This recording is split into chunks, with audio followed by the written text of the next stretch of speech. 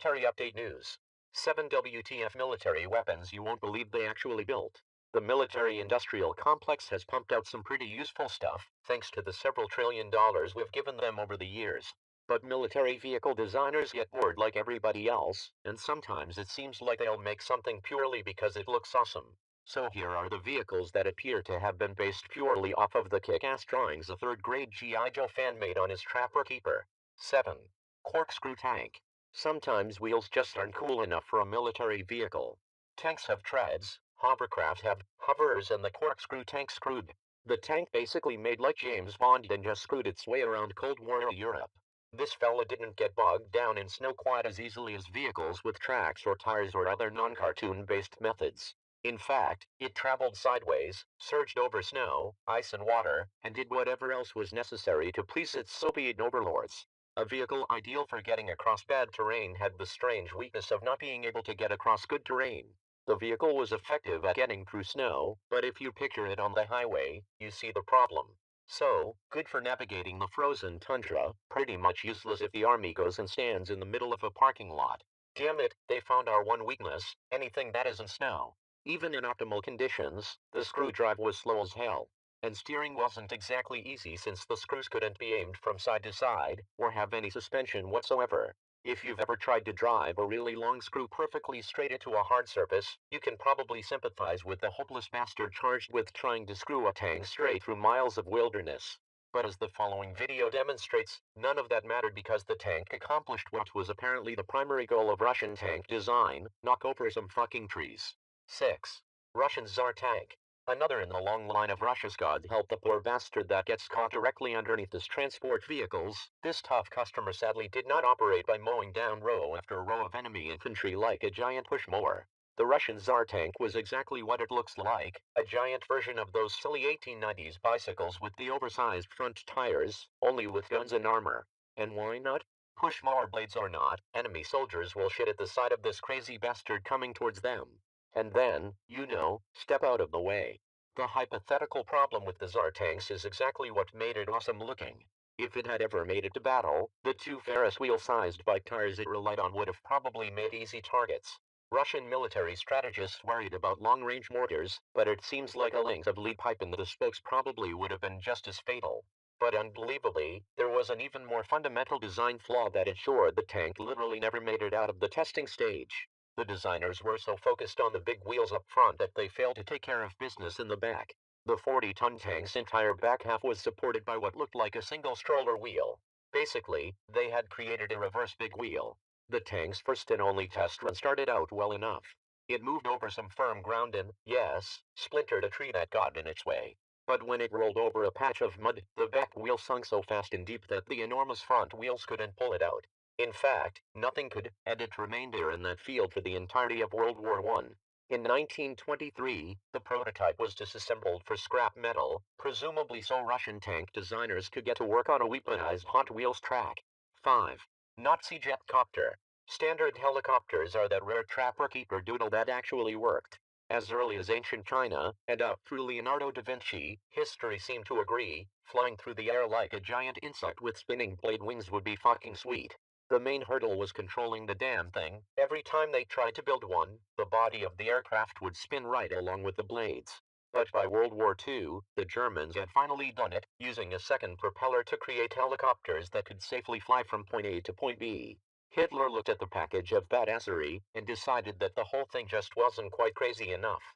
And so the Nazis decided to spice things up with a bunch of ramjet engines. Not to address the helicopter's inherent problems with steering and torque, mind you, but rather to address the problem that helicopters would look far awesomer if they had fire-breathing engines strapped to the tips of their wearing sword wings. The Focke-Wulftrieb Flugel, or Powered Wings Interceptor, used a simple two-step process to get off the ground.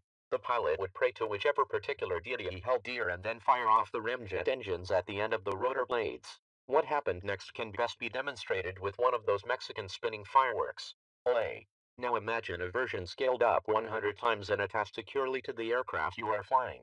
Seems reasonable, right?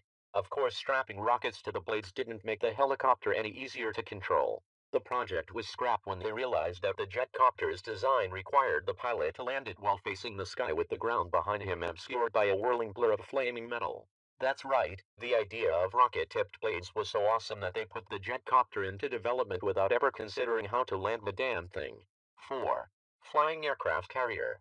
Experiments with aircraft that carry other aircrafts have been going on ever since someone realized that a big blimp could carry a small plane, and that this was awesome. While the whole blimp craze didn't really catch on for some reason, experiments continued with more conventional aircraft.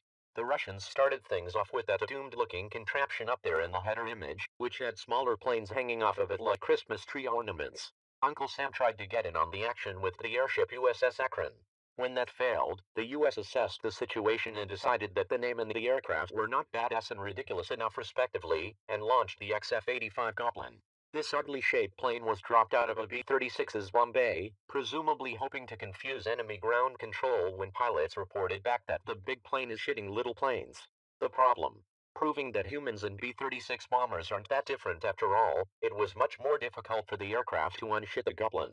The first time test pilot Ed Schock attempted to get the plane back into the belly, the trapeze what they were trying to snag him with smashed through his canopy, knocking him unconscious and tearing away his flight helmet. Luckily Ed woke up before an unscheduled air-ground interface, at which point he managed to land the crippled aircraft on skids, a dangerous maneuver made necessary by the fact that the Goblin was designed without landing gear. Way to think ahead, guys.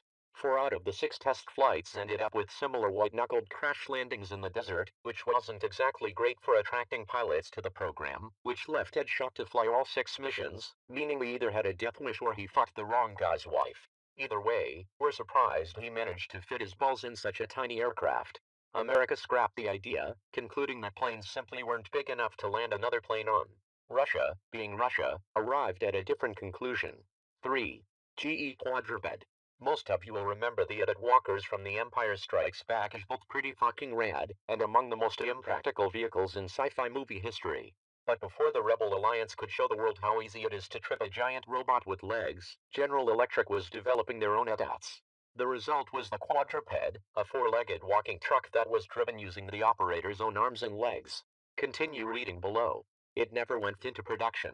The military was too busy building invisible planes and missiles that can follow you down a flight of stairs to give much of a shit about robots that can step over a pile of logs. Or so we thought. Enter Big Dog, the US Army's modern prototype robot mule, currently being tested in Afghanistan. If you stuck with that clip to the end, you saw Big Dog stay on its feet when a grown man kicks it as hard as he can, and jumping like a robotic water spider. Don't seem to remember the ADATs pulling off the maneuver. The problem? The whine of its robot motor sounds like a banshee that swallowed a margarita mixer, and it takes tiny baby steps that suggest arthritic dog would have been a more accurate name. So there is nothing overtly wrong with a Big Dog, as long as you don't mind your equipment being carried through enemy territory by a crippled-looking robot that can be heard by every one of your enemies in a 3-mile radius. Of course, as technology advances, the Big Dog will only get faster and quieter. But even then, what do these things have on a vehicle that does the same thing and has 4 wheels?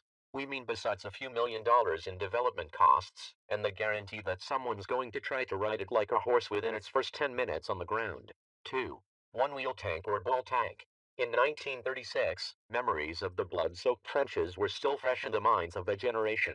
With clouds gathering on the horizon in Europe, Texan inventor A.J. Richardson knew what would win the next World War. It was gonna take balls. Big balls to be precise. The logic is flawless. If it can keep a hamster safe from a house cat, surely it was qualified to roll out into no man's land during the most destructive and sophisticated war of its time.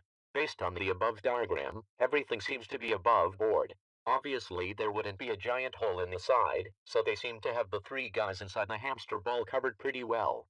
But take a gander at the ball in action, and you begin to see the problem. Without the helpful window diagram, you'll notice that the guys inside have no way of seeing what the hell's going on outside.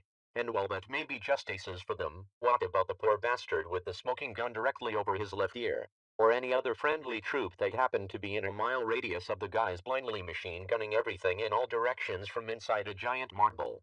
And even if he could see, we'd be highly suspicious of the precision of the 2 machine guns poking out of the center of the ball, one firing haphazardly into the sky and the other into the ground. When the Germans finally got around to building a prototype, all we ever got was a sorry stripped-down version that doesn't seem to be good for much beyond motion sickness. 1. Cannon scooter.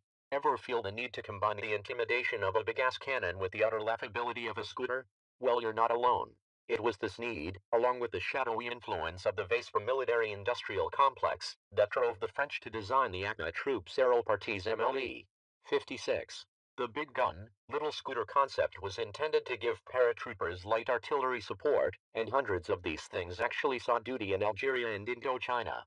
And if you're thinking that firing this thing while driving would be suicidal, take heart, well-trained gun crews could apparently pull it off, officially performing the most badass feat to involve a scooter since you last nose-stalled on a dead hooker in GTA, Vice City. Hello, Europeans, our spyware tells us you're out there.